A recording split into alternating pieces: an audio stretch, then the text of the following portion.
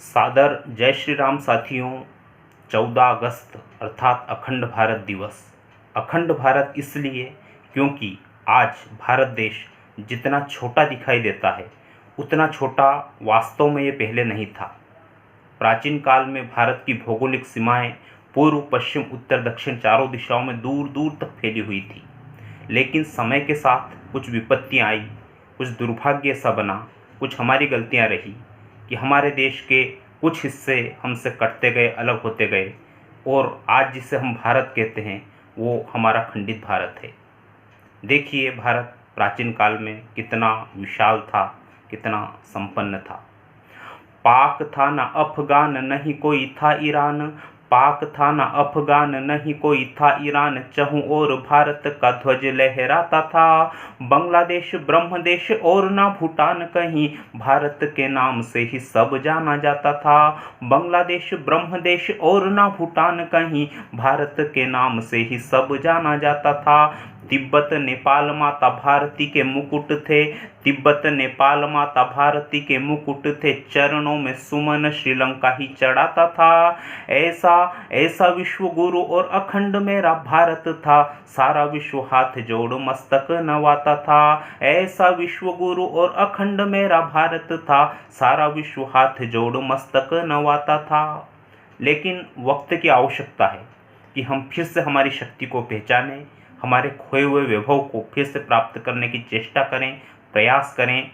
इसलिए मैं आह्वान करता हूं कि ऐसा करें प्रण अब, ऐसा करें प्रण अब, भारत बने अखंड। ऐसा करें प्रण अब, भारत बने अखंड। माँ का एक एक अंग ढूंढ कर लाएंगे।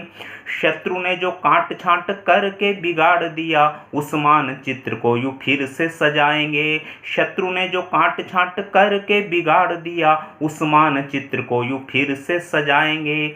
जान देना पड़े चाहे जान लेना पड़े पर, जान देना पड़े चाहे जान लेना पड़े पर, गौरव माँ भारती का फिर से लौटाएंगे। और एक दो देशों से नहीं सारी दुनिया से अब भारत माता की जय जयकार बुलवाएंगे।